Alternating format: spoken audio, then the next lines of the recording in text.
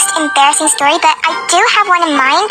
Basically, we were in a toy store buying presents for friends, so it was pretty busy. And I saw this Rapunzel doll. Like a normal mom, my mom said no. And being the spoiled 6-year-old I threw a tantrum on the floor. My mom was so mad because I was embarrassing her. I was literally crying and shouting on the floor in the store with everyone staring at me. Now that I look back at me, I was so annoyed. How did my mom stand me? Wait, who's that outside my window? Wait, is that my cousin? But at the end of the story, I cried so much and embarrassed my mom so much that she had to buy it. And because my sister was also there, she bought my sister something because she didn't want her to feel left out. I do not understand in the slightest how I can literally be falling asleep, right? I cannot keep my eyes open. But then when I actually get into bed and I want to go to sleep, I can't.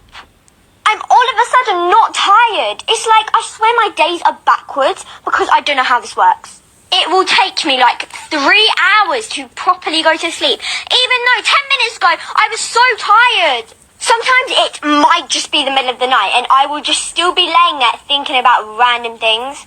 Like how? What is the point of cursive writing? You know how in 3rd grade we would have to learn cursive and write our essays in cursive?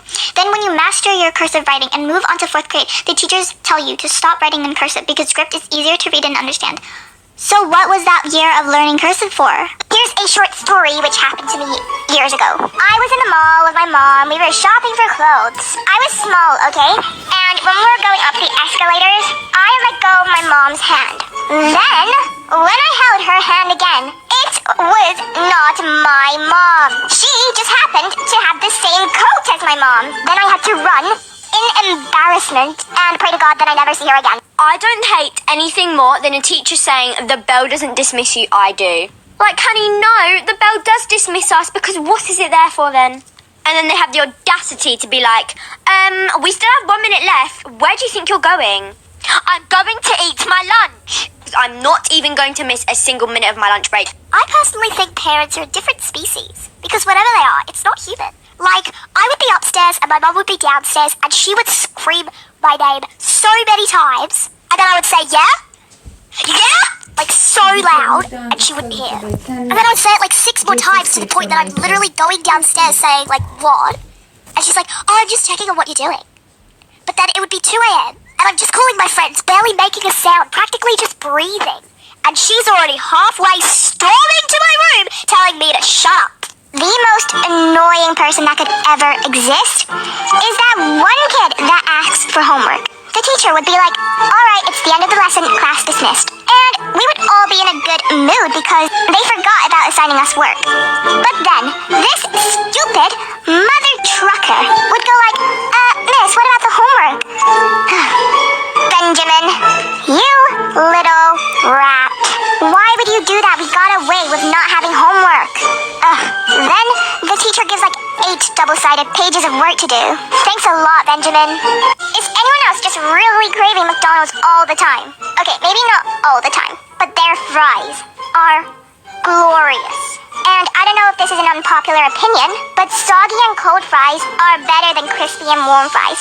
I said it, and you cannot change my mind. Why do teachers literally want us to wet ourselves on our seats? Like when you're really desperate to go to the bathroom and you ask the teacher, please can I go to the bathroom? You always get the most judgmental comments from them. Like, no, you just had lunch, you should have gone then. Well, Mr. James, I didn't need it then. It's not like I can control my bladder. Come on, you're literally a biology teacher. Or oh my god, the guilt tripping. Come on, we've literally only got 15 minutes left. You can wait. Okay then, I will literally pee on this chair in the next 15 minutes, so don't blame me. I honestly kinda hate it when people come up to you and ask what I want to be when I'm older. I mean, I don't even know what I want for breakfast tomorrow, let alone what I want to be in the future for the rest of my life. I literally have 10 million things I want to be. A crazy cat lady, the cool aunt, an interior designer. It is so obvious when a teacher has a favorite. For example, my geography teacher. My friend was doing guns with her hands to her friend, and she had to get out of the room and got a detention.